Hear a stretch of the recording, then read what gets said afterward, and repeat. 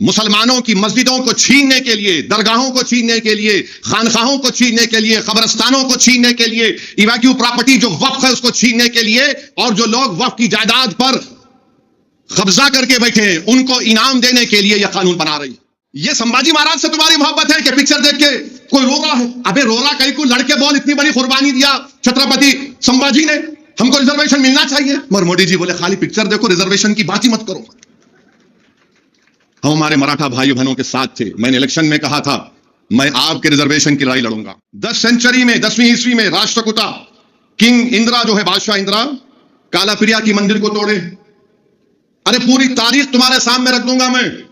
तुम्हारा प्रॉब्लम क्या है कि तुम्हारे बड़े अब्बू जो करे तुम उसको भूल जाते, आपके मामू जो करे वहां भूल जाते, और मेरे को बोलते तुम बोलो तुम करे। अरे मेरे को क्या करना है? मेरे अजीज दोस्तों और बुजुर्गों, चौथी बात यह है कि वफ का ये, हाँ चौथी अहम बात यह है कि हर जगह पे मीडिया में लिखते नहीं उन्होंने 400 साल पहले मंदिर को तोड़ दिए थे।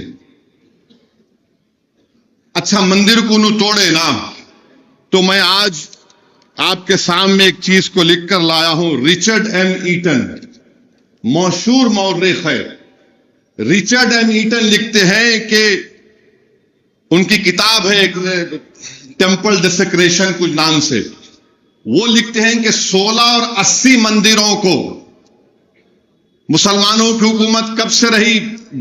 11 ईस्वी से शुरू हुई ना, 11th सेंचुरी या 12 सेंचुरी, उसमें 16 या 80 मंदिरों को तोड़े। अब मैं यहां पर आपको बता रहा हूं कि पुष्पमित्रा संगा आपके बड़े अब्बू थे नहीं थे? बोलो। पुष्पमित्रा संगा आपके नाना के दादा के बड़े अब्बा थे नहीं थे? बोलो। पुष्पमित्रा संगा ने हजारों बुद्धिस्ट लोगों की इबादत गाहों को निस्तो नाबूद कर दिया। अब पुष्पमित्रा संगा को तुम अपना बोलो, उसके गाली दो, उसको पिक्चर ही बनाओ पुष्पमित्रा संगा पे, नहीं बनाएंगे। दूसरा, एक छोला किंग था, राजाधिराजा एक, चालुक्या को हराने के बाद उसने वो जो दारुल हुकूमत कल्याणी उसको वहां से बर्बाद किया और वहां से काला पत्थर उठाकर तंजावुर में लगा दिया। आज भी है, जाके देखो। उस पर कोई पिक्चर बनाएंगे आप? उस पर कोई तबसरा करेंगे आप? नहीं करेंगे। फिर एक पल्लवा नरसिम्हरन एक गणेशा की मूर्ति को चोरी किए, ले लिए, हासिल किए। चालुक्या का कैपिटल वाटापी में 640 ईस्वी में। अभी कोई मुसलमान नहीं आया यहां पर। कौन थे? इनके बड़े अब्बू थे नहीं थे? नहीं मालूम। अच्छा, ह्यून सैंग, पब्लिक स्कूल में हम पढ़े। ह्यून सैंग कौन थे? ह्यून सैंग ने लिखा कि शशांक का बोधि ट्री को काट दिए। ह्यून सैंग लिख रहा है। अब वो बोलो कौन थे उन्होंने? और शशांका जो है 6 और 7 सेंचुरी में किंग ऑफ गौर यानी बंगाल्स को, गौर बंगाल को बोलते जमाने के, बुद्धिस्ट हर्षा से मुलाकात की और पीपल ट्री को, जिसमें हमारे बुद्धिस्ट लोगों का अकीदा है कि वहां पर बुद्धा को पूरे क्या बोलते वो इख्तियारात मिले, जो भी मिले, उसको तोड़ने की कोशिश करे।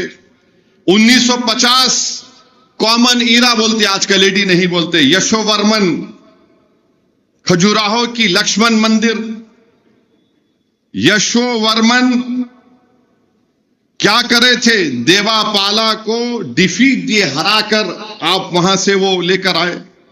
10 सेंचुरी में 10वीं ईस्वी में राष्ट्रकूटा किंग इंदिरा जो है, बादशाह इंदिरा, कालाप्रिया की मंदिर को तोड़े। अरे पूरी तारीख तुम्हारे सामने रख दूंगा मैं। तुम्हारा प्रॉब्लम क्या है कि तुम्हारे बड़े अब्बू जो करे तुम उसको भूल जाते, आपके मामू जो करे वो आप भूल जाते, और मेरे को बोलते तुम बोलो तुम करे। अरे मेरे को क्या करना है मुगलों से?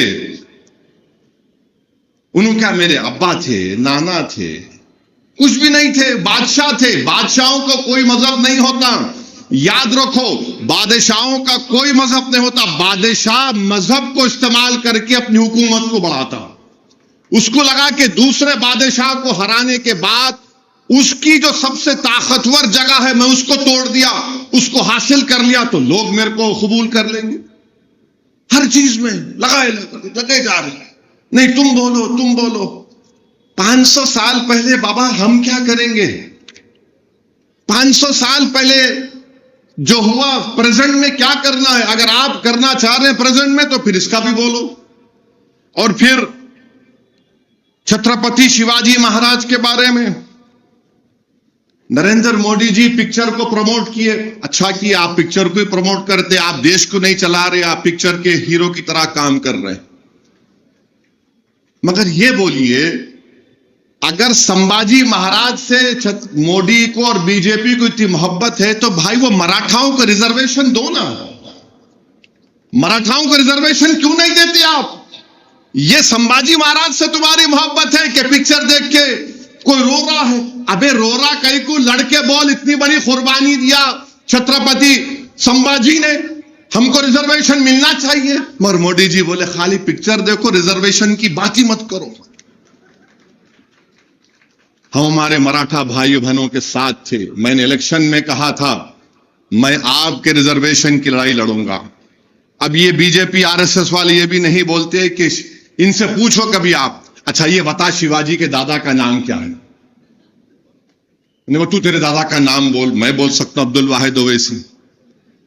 शिवाजी के दादा का नाम था मालाजी भोसले।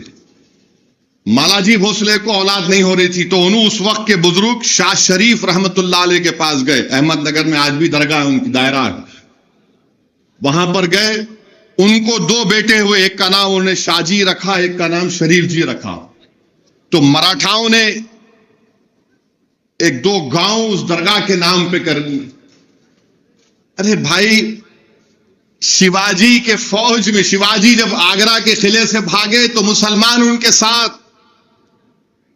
शिवाजी की आर्मी का जनरल मुसलमान, छत्रपति शिवाजी महाराज का नेवी का इंचार्ज मुसलमान, छत्रपति शिवाजी महाराज का फाइनेंस मिनिस्टर मुसलमान, और ये जो मुगलों की फौज आई उसमें भी हिंदू लोग हैं, उसमें भी हिंदू लोग हैं। मगर पूरा हो क्या रहा है? नहीं तुम करे, तुम गए। अरे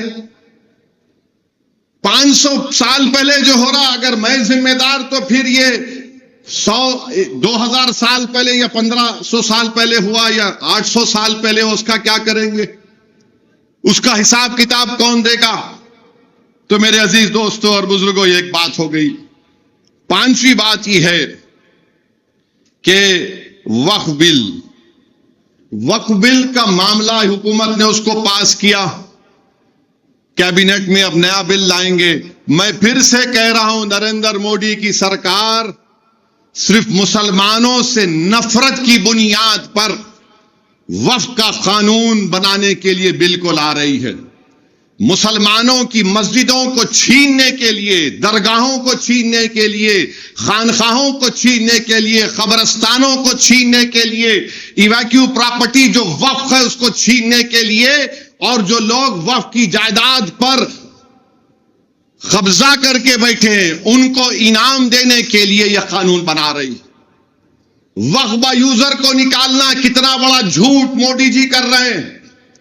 और क्या कर रहे हैं कि आप हिंदू धर्म की लॉ की किताब है, जस्टिस BK मुखर्जी की किताब, हमारे हिंदू भाइयों से कह रहा हूं, हिंदू लॉयर से कह रहा हूं, BK मुखर्जी की किताब को पढ़ लो। BK मुखर्जी की किताब में बाय यूजर किसी मंदिर की प्रॉपर्टी हो जाती है, बाय यूसेज प्रॉपर्टी हो जाती है। हिंदू धर्म के भाई बहनों से कह रहा हूं, BK मुखर्जी की किताब में जब वो हो सकता है तो मुस्लिम धर्म में वक्फ बाय यूजर कैसा निकालेंगे आप?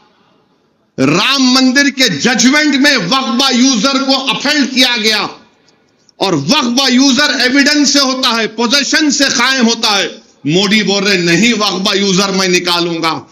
और क्या बोल रहे हैं? अगर डिस्प्यूट होगा नहीं होगा वक्फ बाय यूजर, अगर गवर्नमेंट प्रॉपर्टी होगी तो वक्फ बाय यूजर नहीं होगा।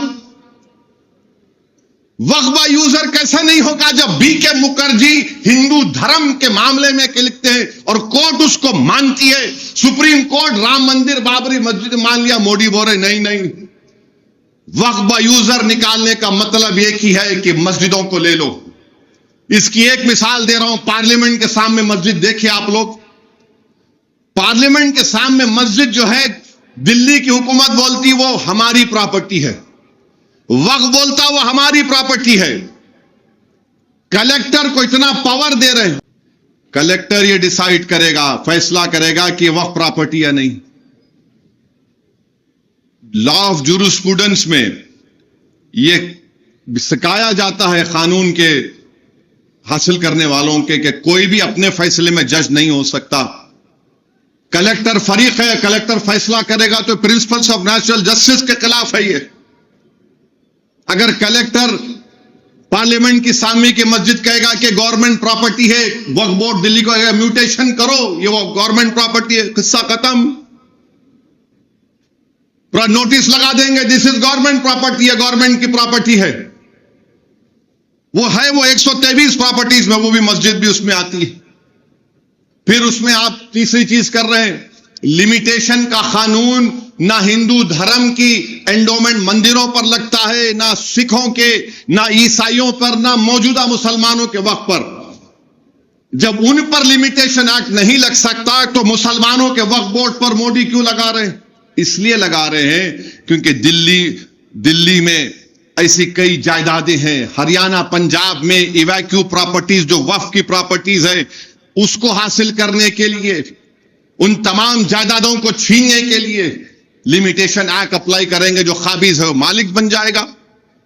और इसका सबसे बड़ा फायदा वो बंबई का वो जो बड़ी इमारत में बैठा है, जो अपने आलीशान महल को एक खोजा बरादरी के यतीम खाने पे अपना घर बनाया, जिसका केस सुप्रीम कोर्ट में चल रहा है, उनको फायदा पहुंचाने के लिए हुकूमत लिमिटेशन एक्ट को ला रही।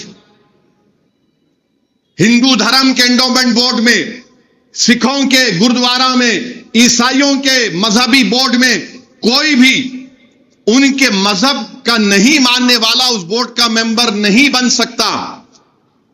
क्या तेलंगाना के एंडोमेंट बोर्ड में, क्या काशी विश्वनाथ के एंडोमेंट बोर्ड में, क्या ओडिशा के एंडोमेंट बोर्ड में, आंध्रा के एंडोमेंट बोर्ड में, महाराष्ट्र, बिहार, यूपी, बंगाल, कहीं पर भी क्या कोई मुसलमान हिंदू एंडोमेंट बोर्ड का मेंबर बन सकता? नहीं बन सकता। तो फिर मुसलमानों के वक्फ बोर्ड में आप कैसे गैर मुस्लिम को मेंबर बना रहे हैं? सिखों के गुरुद्वारा प्रबंधक कमेटी में कोई गैर सिख मेंबर नहीं बन सकता, मगर मोदी बना रहे हैं। क्यों बना रहे हैं? जायदाद को छीन लो, मस्जिदों को ताला लगा दो, और फिर बोल रहे हैं कि पोर्टल पे चढ़ाओ, 6 महीने में नहीं चढ़ाएंगे तो तुम्हारी प्रॉपर्टी नहीं, और तुमको टाइटल दिखाना पड़ेगा। मोदी जी, आप अपनी डिग्री दिखाने के लिए इतना डरते हैं, आपकी डिग्री दिखाने के लिए दिल्ली हाई कोर्ट को जाकर गवर्नमेंट का वकील बोलता है हम खाली कोर्ट को दिखाएंगे, मेरे को नहीं दिखाएंगे। मेरा वक्फा यूजर आप छीन रहे हैं, अपनी डिग्री को भारत की जनता के सामने नहीं रख रहे। अरे कैसे फकीर आप हैं।